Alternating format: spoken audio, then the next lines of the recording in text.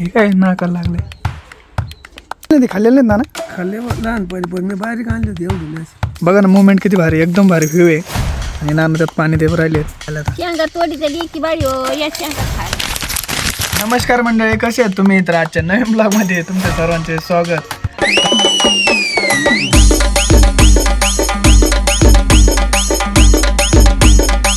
नाना लागले आता तो शेंगा बिंगा खायला. काल झोपलेले होते मग तोंड पडलं होतं त्याच्यामुळं. तर आपला माझा मित्र खायला लागला शेंगा. हे शेंगा खाऊ राहिले बरं. आता लागले शेंग खायला. शेंगा खायला लागले ना. आता नानाने प्रोटीन आणलंय चवळीच्या शेंगा. पिवळे बसते तर शेंगा खाऊ राहिलो आम्ही. काल नाना दुखत होतं तर मला बरं नव्हतं वाटत, व्हिडिओज नाही काढा. मग शेंगा तोडून नानाला देऊ राहिली. तुम्हाला दाखवतो आता. बाई काय बाई काय करते? ही आपली बाई शेंगा तोड राहिली. रेसिपी नाही बनायची का आपल्याला? रेसिपी नाही बनायची? काय बनायचं आज? काय बनाव? उंबर अंडी. हे शेंगा आल्या तर भरपूर शेंगा आल्या तर. शेंगा तोडी तरी की बाई हो, या शेंगा खायला. या आजीचा लय जीव आहे तुमच्यात. मेथीची भाजी पण आपल्याला मोठ्याला झाली. आजीला भेटायला मेथीची भाजी घेऊन जा, त्याची गौरीची शेंगा घेऊन जा.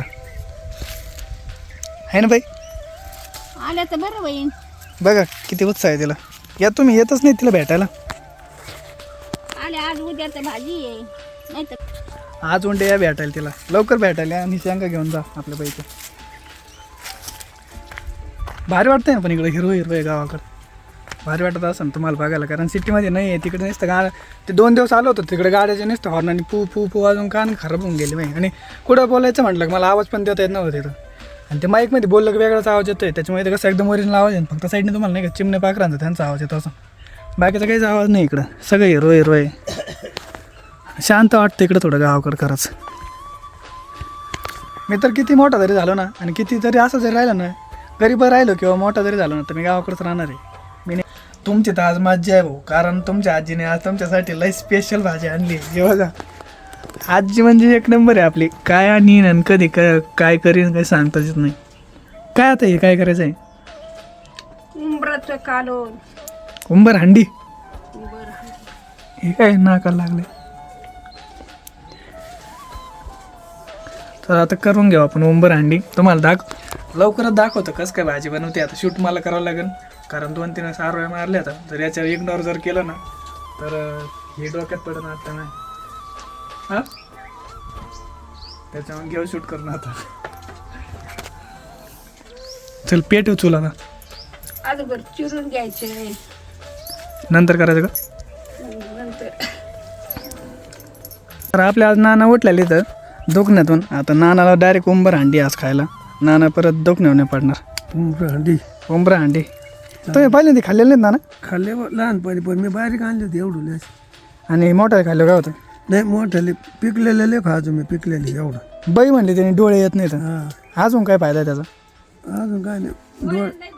डोळ्याला फक्त येत नाही त्याने. तुम्ही असं मला वनस्पती काही सांगतच नाही ना. कशाने काय होतं? शिंदळ माकडे नाहीत ना आता. शिंदळ शिंदाडमाकडे केले आपण. केलेली भाजी आपण त्याची बाई. कव्वा केलेलं नाही शिंदाडमाकडे. व्हिडिओच्या स्टार्टिंगला शिंदळमाकडे केलेले आहेत. शिंदळमाकड्याची भाजी जर नसली बघितली तर स्टार्टिंगलाच ते आपण व्हिडिओ टाकलेला आहे. शिंदळमाकड्याची भाजी भाजीची भाकरी करायला दाखायची. भाजीच्या भाजीची भाकरी ते पण केलं, सगळं केलेलं आहे. केलं का? हा सिंदूर माकडाची भाजी जर खाल्ली ना तुम्ही तर तोंड बिंड जरा आलं असलं ना जिबीला फोडं बिडं तर सिंदूर माकडाची भाजी खायला नंतर निघून जाते. बीबीचे फुलाचं काढून टाकायचं. आता बीबीचे फुलं आणू एक दिवस, त्याची एक भाजी करून दाखव. मला आपल्या शूटिंगचा थोडा BTS दाखवतो. बघा बाई आधी नाही का त्याच्या लक्षात राहत नाही तर कसं सगळं बघून घेते आणि नंतर मग सांगते. टेक्नॉलॉजी भाई आपली. आता सगळं लक्षात ठेवीन आणि मग सांगन. हवा का सांगू का? सांग ना एकदा ट्रायल कर. आता मिरच्या घेतल्या,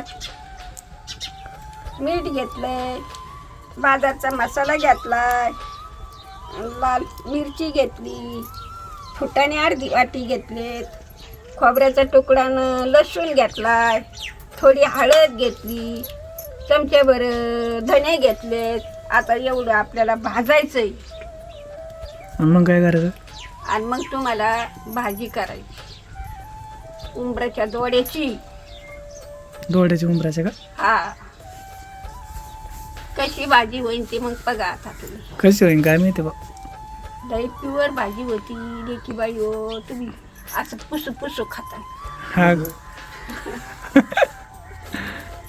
बघितली का ट्रायल आपली. आता व्हिडिओ काढून घेतो पुढचा.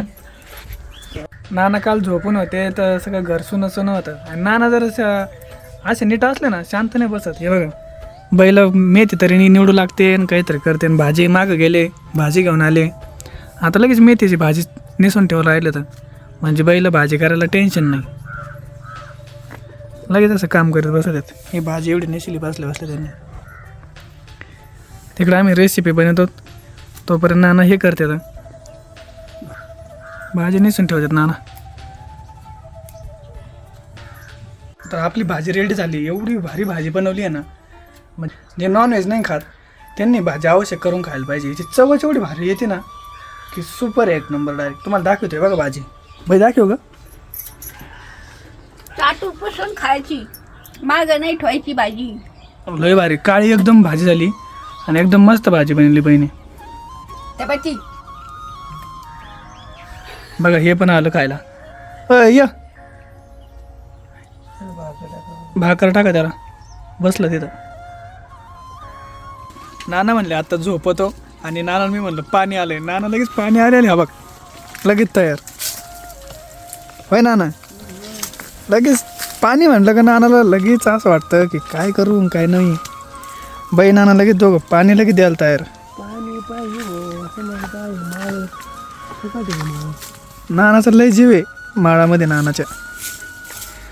बघा ना मुवमेंट किती भारी, एकदम भारी व्ह्यू आहे. आणि नाना त्यात पाणी देव राहिले.